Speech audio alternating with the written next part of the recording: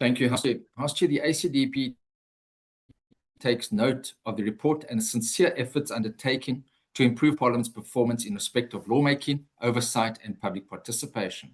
As far as the funding model is concerned, we as the ACDP previously raised concerns which are now repeated in the report about Parliament being funded in the same manner as government departments. We agree that it is untenable for Parliament to be reliant on the very executive it is obliged to hold to account for its budget. The State Capture Commission has raised a similar concern and recommended this weakness be attended to.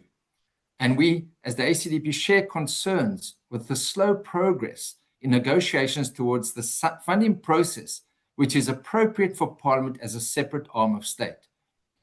This remains a grave concern as it impacts on Parliament's ability to execute its constitutional obligations. And we agree that the collaboration between Parliament and the Financial and Fiscal Commission towards developing a solution to this should be fast-tracked to resolve this funding issue before the end of this Parliament.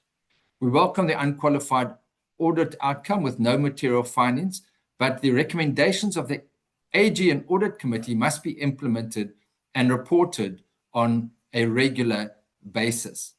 Lastly, the ACDP welcomes the development and piloting of the Legislative Impact Assessment Framework.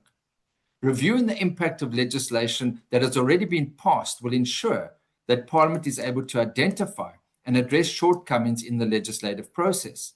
This will contribute to Parliament having an positive impact on the lives of all South Africans. Previously, we had the pre-legislation socio-economic assessment studies by the Presidency. This move now will be post-legislation, which is to be welcomed. The ACDP supports the report. I thank you.